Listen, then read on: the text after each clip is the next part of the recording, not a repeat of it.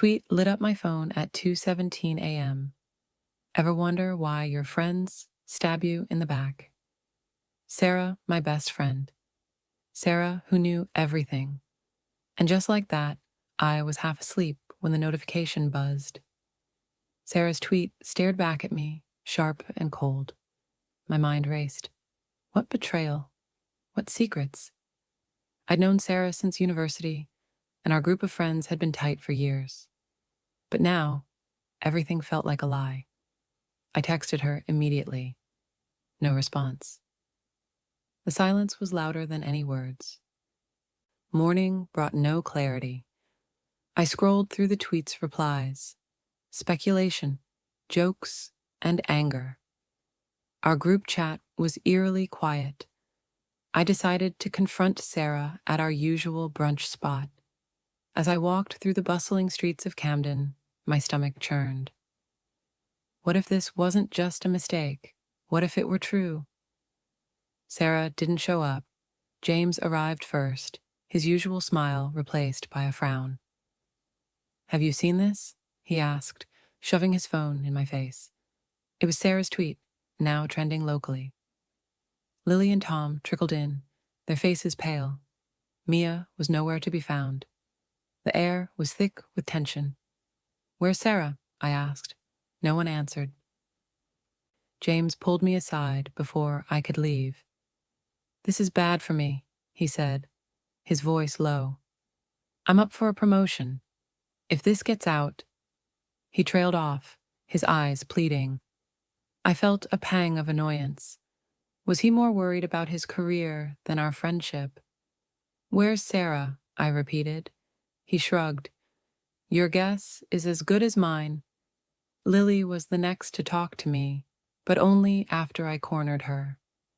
I don't know what's going on, she said, her voice shaking. But Sarah's been acting strange lately.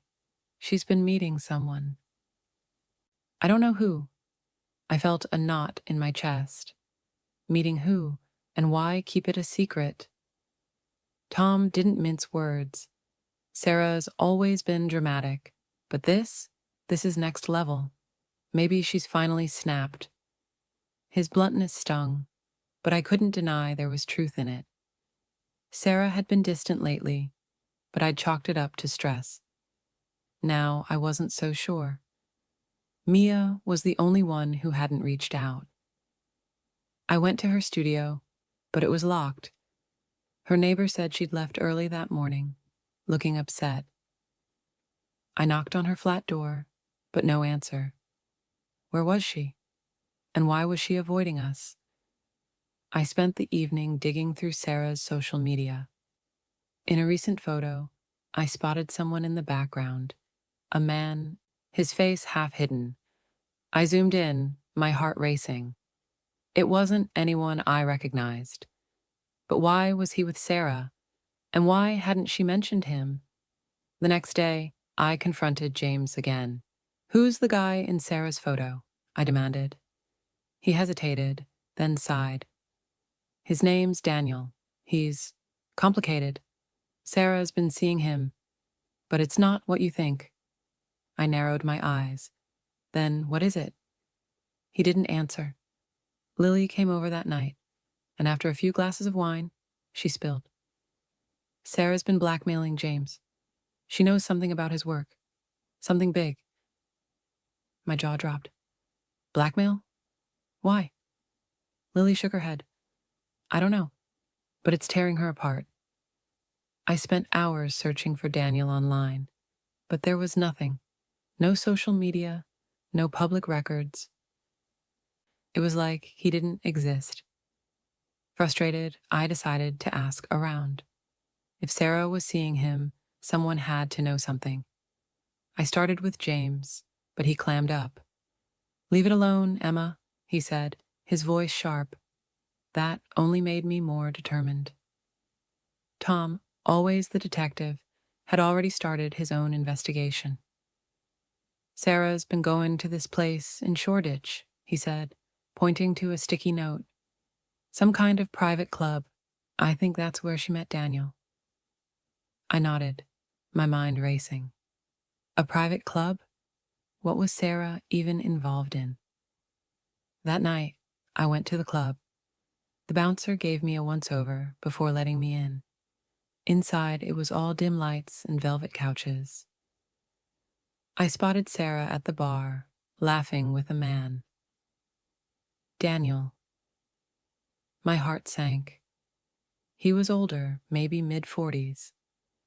With a confident smirk, they looked intimate, too intimate. I marched over, my anger boiling over. Sarah, what the hell is going on? She froze, then turned to Daniel. I'll handle this, she said, her voice tight. Daniel smirked and walked away. Emma, this isn't what you think, Sarah started, but I cut her off. Then what is it? The tweet? The secrets? Daniel, explain. Sarah took a deep breath. Daniel's blackmailing me. He knows about James, about something he did at work. He said he'd expose it unless I helped him. My mind reeled. James? Blackmail? What did James do? I asked. Sarah shook her head. I can't say, but it's bad, really bad. The next morning, though, I confronted James. Sarah says you're being blackmailed. What did you do? He stopped pacing, his shoulders slumping. I messed up, okay? I took some money from a client's account. It was supposed to be a loan, but it got out of hand. I felt sick. And Sarah knows? He nodded. Daniel found out. He's been using her to get to me. Just as I was processing James's confession, Mia showed up. I saw the tweet, she said, her voice cold. I knew something was off with this group. That's why I stayed away. I sighed. Mia, we need to stick together. This is bigger than us. She hesitated, then stepped inside. We decided to take down Daniel. Sarah had evidence of his blackmail, and James had records of his own wrongdoing. Mia, with her tech skills, could help expose him, but it was risky. If Daniel found out, he could ruin us all. Are we sure about this? Lily asked, her voice trembling. No, Tom said, but we don't have a choice. That night, we set up outside the club. Sarah went in first, wearing a wire. Daniel was there, waiting. I watched through the camera feed as they talked, his voice slick and threatening. You're running out of time, Sarah, he said. James needs to pay up. Sarah's hands shook, but she held her ground. When Daniel stepped outside, we confronted him. It's over, James said, his voice steady. We have everything. Daniel's smirk faltered. You think this ends here? He sneered. But before he could say more, Mia released the evidence online. The crowd around us murmured as the news spread. The news spread like wildfire. James's firm released a statement, suspending him pending an investigation. Sarah's tweet had gone viral, and now her name was attached to the scandal.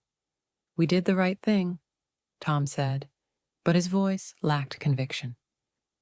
Lily was crying silently, and Mia looked like she wanted to disappear. I felt a hollow victory. The next day, my phone blew up with notifications. Comments, messages, even threats. Traitor, snitch, ruined lives. I couldn't escape it. Even at work, colleagues whispered behind my back. I deleted my social media accounts, but the damage was done. I felt isolated, like I'd lost control of my own life. Sarah called me late that night, her voice breaking. I can't do this anymore, she sobbed. Everyone hates me. I've lost my job, my reputation, everything. I didn't know what to say. It'll get better, I lied. She hung up without another word. I sat in silence, feeling helpless. James met me the next morning, his face haggard. I'm sorry, he said, his voice raw. I never meant for it to go this far. I got in too deep. I sighed. You could have told us. We could have helped. He shook his head. I was too ashamed. I thought I could fix it myself. Lily came to me with something she'd been holding back. I knew about James, she admitted. I saw the transfers, but I didn't say anything. I was scared. I stared at her, stunned. Why are you telling me now? She met my gaze. Because I can't live with the guilt anymore. Mia decided to leave. I can't stay here, she said. This group, this drama, it's too much. I need a fresh start. I hugged her tightly. I get it. Just be safe, okay? She nodded, then boarded the train without looking back. We stopped meeting as a group. The betrayal, the scandal, it had torn us apart. I tried to reach out, but no one responded. Sarah was in therapy. James was fighting for his career. Lily had gone silent, and Tom was avoiding me. I felt alone, like I'd lost my anchor. One night, I got a message from an unknown number. You think it's over? You're wrong. The truth is deeper than you know. My heart raced. Who was this? And what did they mean? I tried to call the number, but it went straight to voicemail. I started digging again, this time into James's firm. What I found made my blood run cold. The money he'd taken wasn't just a loan. It was part of a larger scheme involving fraud and money laundering. Daniel had been a middleman, but someone bigger was pulling the strings. I realized there was someone else involved, someone who had been manipulating everything from the shadows. They'd used Daniel to blackmail Sarah and James, and now they were coming after me. I didn't know who they were, but one thing was clear. They wouldn't stop until they had silenced us all. When I got home, there was an envelope on my doorstep. Inside was a single photo, me, taken from outside my office, with a note, "Stop digging." My hand shook as I held it. This wasn't just a warning. It was a threat. I locked the door and peered through the window, but the street was empty. Tom was the only one who answered my call. You need to be careful, he said, his voice low. I've been looking into that shell company. It's linked to a guy named Marcus Hale. He's a big player in the financial world, but rumors say he's dirty. I swallowed hard. Do you think he's behind this? Tom nodded. I'd bet on it. Sarah showed up unannounced. I've been thinking, she said, her voice steady. We can't let this go. We need to expose Marcus Hale. I'll help, but we have to be smart about it. I hesitated. Are you sure? After everything? She met my gaze. I'm sure. I owe it to myself and to us. We devised a plan. Sarah would reach out to James, who still had access to some of the firm's records. Tom would dig into Marcus's background, and I'd try to find a journalist willing to run the story.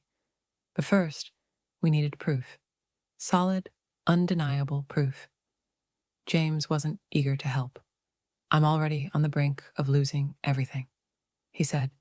If I go after Marcus, he'll destroy me. Sarah leaned forward. He's already destroyed us, James. This is our chance to fight back. James sighed, then nodded. Fine, but if this goes wrong, I'm done. I met with Claire, a journalist known for exposing corporate corruption. She listened intently as I laid out our case. This is big, she said, her eyes narrowing, but it's also dangerous. Are you sure you want to do this? I nodded. We have to. Someone has to stop him. That night, someone broke into my flat. They trashed the place, but didn't take anything. It was a message. I called Tom, my voice shaking. They're trying to scare us, he said. Don't let them. We're close. But as I looked around at the mess, I felt anything but close. Lily showed up the next day, unannounced. I heard what happened, she said, setting down the groceries. I'm in. I can't let you do this alone. I hugged her tightly. Thank you. We need all the help we can get. James came through with the final piece of evidence, a document linking Marcus directly to the fraud. This is it, Sarah said, her voice trembling. This will take him down. But as we celebrated, I couldn't shake the feeling that we were being watched. Claire arranged a meeting with Marcus's associate to hand over the evidence. We went together, but something felt off. As we entered the warehouse, the door slammed shut behind us. A voice echoed through the space. You should have stopped while you had the chance. My heart dropped. We'd walked into a trap. Marcus emerged flanked by his men. You've been a thorn in my side, he said, his voice cold. But tonight, that ends. I stepped forward, holding up the evidence. We have everything. You're done. Marcus laughed. Do you really think I'd let you walk out of here alive? Tom spotted a window and smashed it with a pipe. This way, he shouted. We climbed through, cutting our hands on the broken glass, and ran into the night. Gunshots rang out behind us, but we didn't stop. We didn't have a plan, just the desperate need to survive.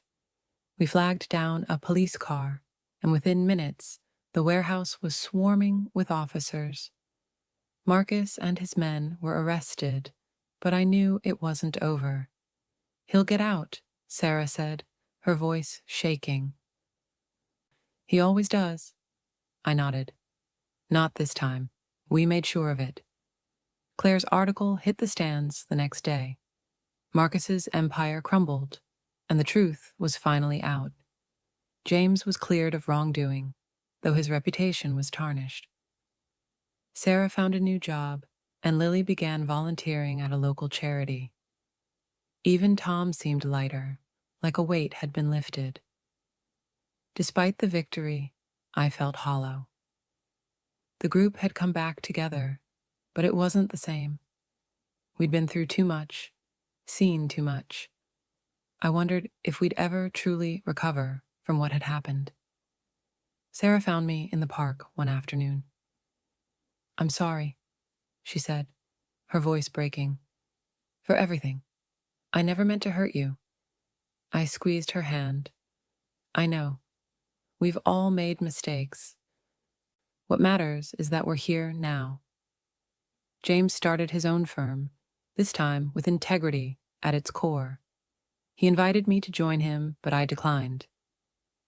I need a break, I told him, from all of this. He nodded. Whenever you're ready, the offer stands. Lily threw herself into her volunteer work, finding purpose in helping others. It's what I should have been doing all along, she told me. I smiled. You're making a difference. That's what matters. Tom decided to move to Manchester for a fresh start. I'll visit, he promised, hugging me goodbye. And you'd better come see me too. I watched the bus pull away, feeling a pang of loss. Another member of our group was gone. We met for brunch one last time before Tom left. It was awkward at first, but slowly the laughter returned. We weren't the same people we'd been before, but maybe that was okay. We'd survived, and we'd done it together. I started writing again, trying to make sense of everything that had happened. Friendship isn't about perfection, I wrote. It's about forgiveness, growth, and standing together when it matters most. Life slowly returned to a new kind of normal. I went back to work, reconnected with old friends, and even started dating again. The scars were still there, but they were healing. Sarah invited me over for dinner one evening. I want to cook for you, she said, to say thank you. I laughed. For what? She shook her head. For not giving up on me. James took me out for coffee. You're stronger than you think, he said. Don't let this define you. Use it to grow. I nodded, grateful for his words. Lily and I spent an afternoon in the park. We've been through hell, she said. But we're still here. That's something to be proud of. Tom sent me a letter from Manchester. You're the heart of our group, he wrote. Don't ever forget that. I held the letter close, feeling a surge of gratitude. We had one final brunch before life pulled us in different directions. To us, James said, raising his glass, to surviving the impossible. We clinked glasses, our smiles genuine. I stood at a crossroads, both literally and metaphorically. The past year had changed me, but it hadn't broken me. I took a deep breath and chose a path, ready for whatever came next. I closed my journal, the lesson clear. We'd been tested, but we'd come out stronger. The betrayals, the scandals, the dangers, they'd all been part of the journey. As I walked through the streets of London, I felt a sense of peace. The past was behind me, and the future was mine to shape. I smiled, knowing that no matter what came next, I'd face it with the lessons I'd learned and the friends I'd fought alongside.